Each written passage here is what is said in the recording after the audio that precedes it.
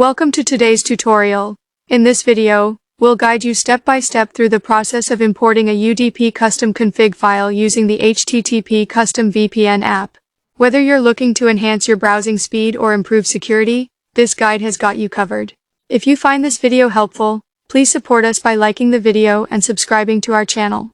Let's dive right in. First, you need the required UDP custom config file. Start by opening your browser and searching for UDP and slow DNS files. Look for the official link in the search results and click on it.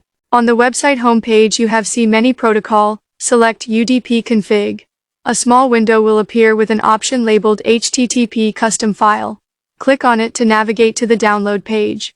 Afterward, a download button will appear. Click it to proceed. Then hit the download button.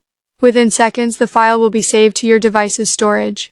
Next, ensure you have the latest version of the HTTP Custom VPN app installed on your device. If you haven't downloaded it yet, head over to the Play Store, search for HTTP Custom VPN, and install the app. Once it's ready, open the app to proceed with the configuration. On the app's homepage, first click checkbox UDP Custom, check it, then tap the plus icon to open a drop-down menu. From the available options, select Open Config. This action will bring up your device's download folder. Locate the UDP custom config file you downloaded earlier, select it, and confirm the import. In just a few seconds, the config file will be successfully added to the app. Now that the file is imported, you're ready to connect.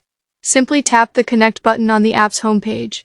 Within moments, your VPN connection will be established, providing you with a secure and fast browsing experience. And that's it. You've successfully imported and used a UDP custom config file with the HTTP Custom VPN app.